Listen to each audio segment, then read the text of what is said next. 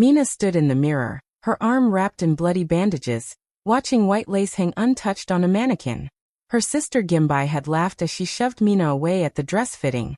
Right before Mina's arm hit the sharp edge of a table, the seamstress yelled, everyone gasped, and Gimbai stomped out without so much as a look back.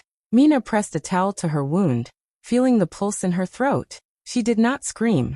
She did not call the police. She picked up her phone, opened a message draft, and typed 3 words that would change the whole wedding day. The boutique was filled with laughter, mirrors, and the soft rustle of wedding gowns. Gimbai stood in front of everyone, glowing in her white lace dress, enjoying all the attention as if the world revolved around her. Mina, her older sister, watched quietly, proud yet tired of always being treated like she didn't matter. When she noticed the hem of the dress catching dangerously on the platform edge, she softly said, "Gimbai, be careful, your dress might rip." But instead of thanking her, Gimbai's face changed. She snapped, "Stop acting like you know everything, Mina. You always ruin my moments." The room went silent. The seamstress froze. Before Mina could speak, Gimbai shoved her backward. Mina stumbled, her arm crashing against the sharp corner of the table. Pain shot through her body as blood began to drip down her wrist. Gasps filled the room. A bridesmaid covered her mouth. Someone called for tissues. But Gimbai didn't even look back. She simply rolled her eyes and said coldly, "She's always so clumsy." Mina bit her lip to stop herself from crying. She wrapped her arm with a towel and stood up, her heart pounding harder than the pain. She saw the shock on the guests' faces, but no one dared to say a word to Gimbai. They all knew how controlling she was and how easily she could turn a story in her favor. Without another word, Mina walked out of the boutique, leaving behind the smell of perfume and fake sympathy. The air outside felt heavy, yet strangely calm. Blood soaked through the towel, but she didn't care. What hurt more was the memory of all the times Gimbai embarrassed her, made her feel small, and took credit for everything she ever did to help. As she reached her car, Mina's phone buzzed with a text from Gimbai. "Don't make this a big deal, okay? You embarrassed me enough already." Mina looked at the message, a bitter smile forming on her face. For the first time, she didn't cry. She didn't argue. She simply opened a new message draft and typed 3 words. Words that carried calmness, not rage. Because at that moment, she knew this wasn't just a fight between sisters. It was the beginning of something much bigger. A quiet plan that would make Gimbai face the truth she had always run from. When Mina reached home, the house felt colder than usual. She went straight to the bathroom, turned on the tap, and slowly washed the dried blood from her arm.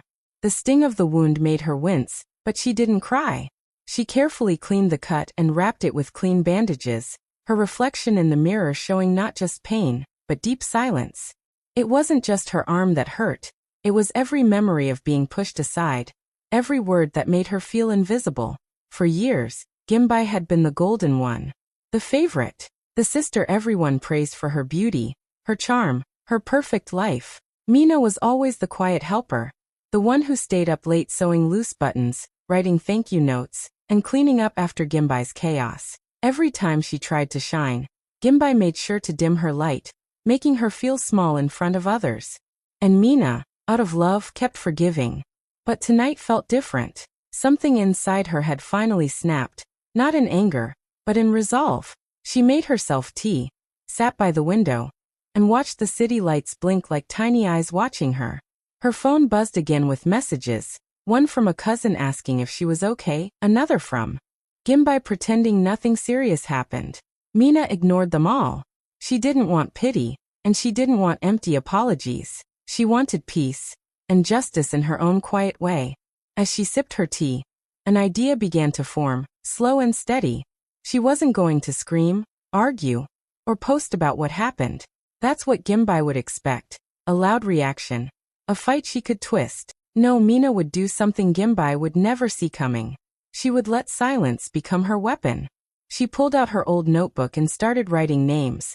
The wedding planner, the caterer, the photographer, the designer, the live stream company, even the guests who were most loyal to Gimbai. She wrote details beside each one, what they liked, what they feared, and what they depended on. This wasn't for revenge, at least not yet. It was preparation. Careful, patient preparation. Hours passed, and the night grew darker. Mina's arm throbbed, but she didn't stop thinking. She knew the wedding was everything to Gimbai. Her image, her pride, her proof that she was perfect. And that was exactly where Gimbai's weakness lived. Mina closed her notebook and whispered softly to herself, "Not yet." Because sometimes the quiet after a storm isn't peace. It's the silence before something much bigger. The next morning, Mina woke up early, her arm still sore but her mind sharper than ever. She made a cup of coffee and sat down at her desk with her laptop. The same laptop she once used to help Gimbai with her online bookings and payments for the wedding.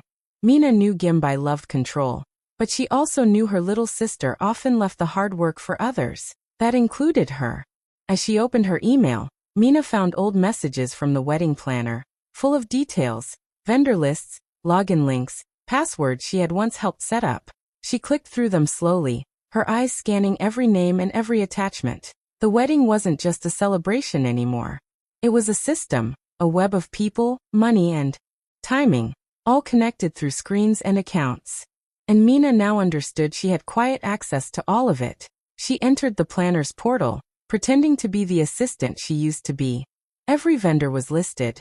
The florist, the bakery, the decorator, the lighting team, the live stream service, and even the digital photo gallery company that would upload the pictures online. Everything had a schedule, a payment link, a backup plan, and contact details. It was like looking at the heartbeat of the entire wedding. One small change here could cause a chain reaction everywhere else. She spent hours studying how it all worked. The more she looked, the more she realized how fragile the setup was. The planner system was automated. One delayed confirmation could cancel a whole section of services.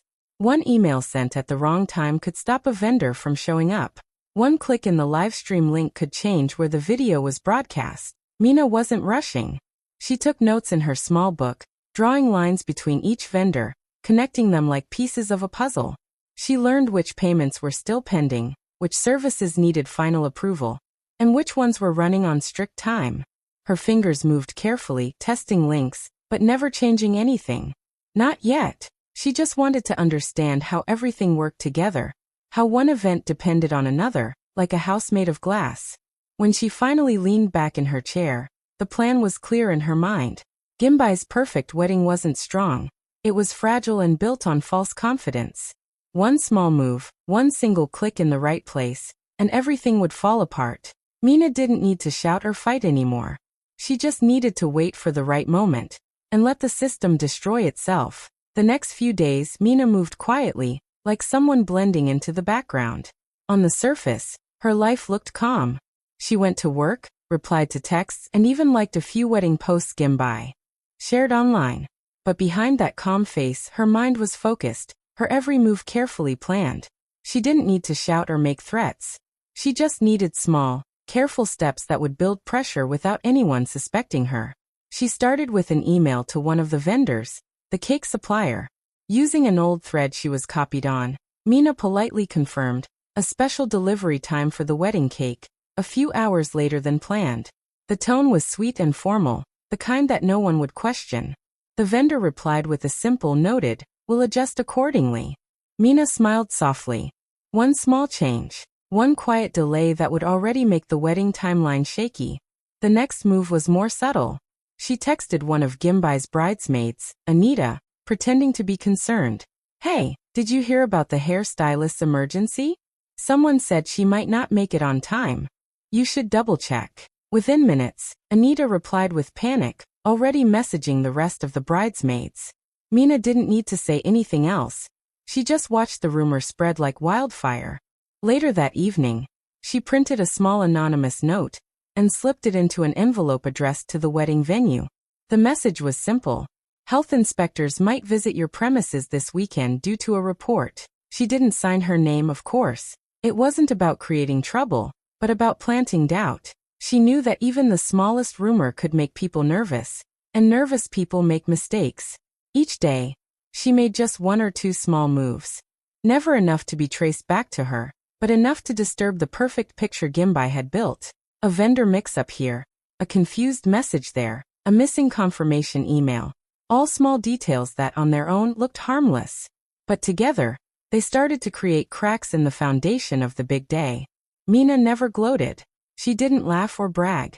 She watched, silent and steady, as little problems started appearing. Gimbai, of course, didn't notice the pattern. She was too busy showing off her dress fittings and decor samples online. But for Mina, every quiet move was a reminder that power didn't always come from loud voices. Sometimes, it came from calm precision. And soon, all those tiny invisible steps would build into something impossible to ignore. The wedding morning arrived bright and calm. But beneath the surface, small cracks had already started to show. Gimbai woke up early, smiling at her reflection. Her white silk robe shining in the light. She looked flawless, confident that her big day would be perfect. Her phone buzzed non-stop with messages, vendors confirming, friends sending wishes, and photographers asking for final shots.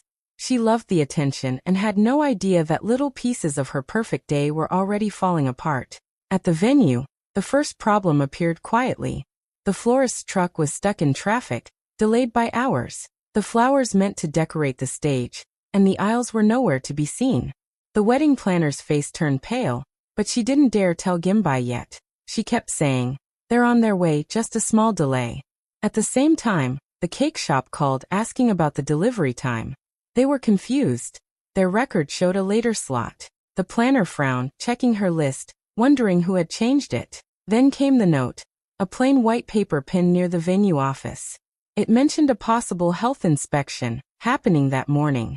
The staff began whispering, unsure what it meant. Some stopped working for a while, afraid of getting blamed for something.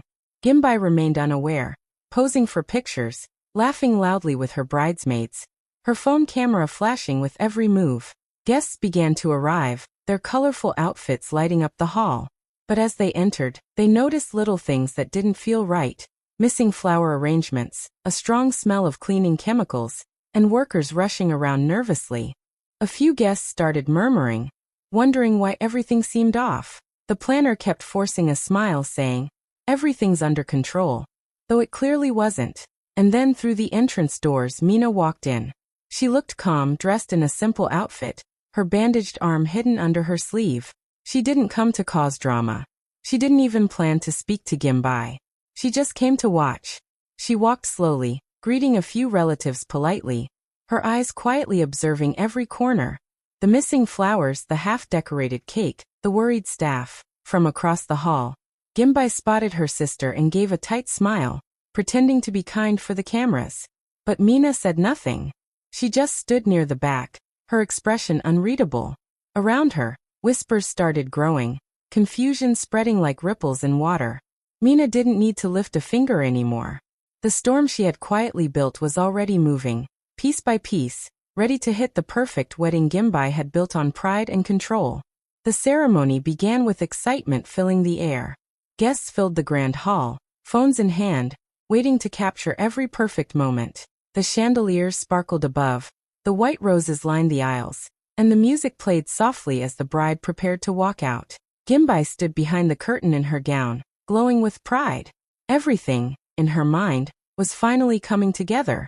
She had no idea that one small click was about to change everything she had built. Mina stood quietly near the back, close to the tech booth where the livestream setup was running. Her calm face didn't draw attention. The technicians were busy adjusting cameras and testing microphones. They didn't even notice when she moved closer, pretending to check her phone. Mina had once worked as a part-time assistant for an event company, learning how streaming systems worked, how to log in, adjust feeds, and even redirect them if needed. That little experience was now her secret weapon. She waited until everyone's focus was on the bride's grand entrance. The hall lights dimmed, the music swelled, and all eyes turned toward the aisle. In that moment of distraction, Mina opened her phone, entered a familiar portal, and typed the login details she had found in an old email thread weeks ago. The page loaded smoothly, the private wedding event system, showing all vendors and permissions connected to the venue. Her heartbeat stayed steady. She scrolled down to the section marked Venue Clearance, Power Control. With one gentle tap, she canceled the electricity clearance approval. Then she switched to the livestream settings and redirected the main feed to a blank page with a simple error message, "Stream unavailable." Her finger hovered for just a second, but her mind was clear. She pressed the button. One single click. For a few seconds, nothing happened. The music continued. Gimbai walked down the aisle, smiling like a queen. Then slowly the chandeliers began to flicker. The microphones made a faint static noise, and the cameras froze mid-frame. Guests looked around, whispering. The livestream operator tried to refresh the feed, only to see a blank white screen. Panic spread across the control table as technicians tapped keyboards and pulled out wires. Within moments, the hall went half-dark. The air conditioner stopped, and murmurs grew louder. The coordinator ran toward the booth, shouting questions that no one could answer. Outside the venue, people watching the livestream started messaging frantically. It stopped. What happened? Is everything okay? Mina quietly stepped aside, watching the confusion unfold. She didn't smile or celebrate. She simply watched as the cracks widened, and Gimbai's perfect show started to collapse. The lights dimmed again, the music cut off completely, and silence filled the hall. That one calm, deliberate click had done what words never could. It exposed how fragile Gimbai's perfect world truly was. The moment the lights went out, the hall froze. The music stopped mid-note, leaving an uneasy silence that felt heavier than noise. For a few seconds, everyone stayed still, waiting for the power to come back, expecting it to be a small glitch. But it didn't. The lights flickered again and went completely dark, and a murmur spread through the crowd. Guests looked at one another, their whispers growing louder. The air conditioning stopped, and the warmth of the crowded room started to build. The wedding coordinator ran forward, her headset half falling off, trying to call someone from the tech team. "What's happening?" she hissed, her voice trembling. The sound engineer shook his head, pressing buttons on the control board that no longer responded. "The system's dead," he said quietly, panic flashing in his eyes. Behind them, the decorators rushed to cover the half-finished flower setup, while waiters tripped over each other trying to light candles. Gimbai, standing at the altar, looked confused at first, then angry. Her perfect smile began to fade as she turned toward the planner. "Fix it," she snapped, clutching her bouquet tightly. But no one could fix it. The screens showing the live stream were now blank, displaying an error message. Guests who had been recording on their phones kept filming anyway, capturing the chaos. Some began laughing awkwardly. Others complained loudly about the heat, and a few started heading toward the doors. In the middle of the confusion, one of the bridesmaids whispered, "People online are saying the live stream is gone." She showed her phone. The comments were flooding in. The screen froze. Is the wedding canceled? Did something happen? Within minutes, the event that was supposed to be streamed perfectly across social media became a trending disaster. Vendors argued with each other, blaming equipment, blaming timing, blaming luck. The photographer's camera battery died just as the backup lights failed. The cake team arrived late, still confused about why they were told to come at a different time. It was a storm of small mistakes all crashing together at once. Gimbai's hands began to shake. Her perfect image, the one she had spent months creating, was slipping away in front of everyone. Guests started leaving the hall in small groups, their murmurs filling the air. The wedding coordinator tried to calm people down, but her voice was drowned by complaints and confusion. And through it all, Mina stood quietly in a corner, unseen and calm. She didn't speak, didn't move. She just watched as everything fell apart. Every fake smile, every plan built on pride, every careless word Gimbai had ever thrown at her. The damage was done, and it was far beyond repair. Within an hour, the disaster had left the wedding hall and spread like fire across social media. Guests who had recorded parts of the chaos uploaded clips online. Gimbai shouting at her planner, guests fanning themselves in the dark, and half-melted candles falling on tables. The videos were messy, shaky, and unedited, but that made them even more real. People loved the drama. By evening, hashtags with Gimbai's name were trending. Her sponsors, who had invested money for publicity and brand promotion, saw the clips and quickly started deleting their posts. One even released a statement saying they were not affiliated with the event. The glamorous image Gimbai had built for months, the picture-perfect bride with elegance and control, was gone. In its place were viral videos of her yelling at staff and crying near the broken cake table. Inside the hall, the scene got worse. The wedding coordinator was on the phone, begging for help. Vendors demanded payments before leaving. The venue manager came with 2 guards, holding a folder of papers. We need to discuss damages and violations, he said firmly. Gimbai's father tried to argue, but it only made things worse. Every minute, more people took out their phones, capturing every bit of her breakdown. Meanwhile, Gimbai's phone kept buzzing non-stop. Hundreds of notifications filled the screen. Angry relatives asking what happened, reporters requesting interviews, and former friends pretending to check on her. Her email inbox exploded with cancellation messages from companies that had planned collaborations after her wedding. Even her makeup artist's assistant whispered to someone, "I think she's finished." Gimbai sat on the floor of the dressing room, still in her ruined wedding gown, her mascara running down her face. The sound of guests arguing outside echoed through the door. Her dream day had turned into a public nightmare. The same people who once called her inspiring were now sharing her downfall for entertainment. The once perfect decorations were torn apart, food was wasted, and photographers quietly packed up their equipment. Nobody wanted to be blamed for anything. The manager handed her another paper, a legal notice from the venue demanding payment for damages and canceled services. Gimbai's hands trembled as she tried to sign it. Out in the foyer, guests gossiped loudly. Some said she was cursed, others said it was karma. But in every voice, there was disbelief at how fast perfection had turned into chaos. And standing by the exit, Mina watched it all unfold. She didn't look pleased or proud. Her eyes were calm, almost sad, because she hadn't needed to destroy her sister. Gimbai's pride had done that on its own, all under the bright, unforgiving eyes of the world.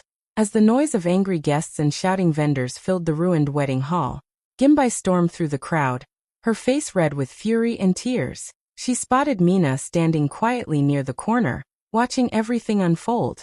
Without thinking, Gimbai marched toward her, her dress dragging on the floor, the lace torn and stained. "You did this," she screamed, pointing at Mina with shaking hands. "You ruined my wedding. You've always been jealous of me." Everyone turned to look. The guests who were ready to leave stopped, whispering to each other. Mina didn't move. She didn't shout back. She simply met her sister's angry eyes with calmness. "Jealous," she said softly. "No, Gimbai. I just stopped protecting your lies." Her voice was steady, and that made Gimbai even angrier. She tried to grab Mina's arm, but Mina stepped back and reached into her bag. From inside, she pulled out a small folder and handed it to Gimbai. "You should read this before blaming me," she said. Confused and shaking, Gimbai opened it. Inside were printed invoices, screenshots of emails, and a list of delivery changes. She flipped through them, her eyes widening. "These are from my planner system," she stammered. Mina nodded slowly. "Yes. All the things you ignored. The late payments, the wrong confirmations, the staff you underpaid. Your perfect wedding was built on mistakes and pride." The guests leaned closer, whispering louder. Someone took out a phone to record.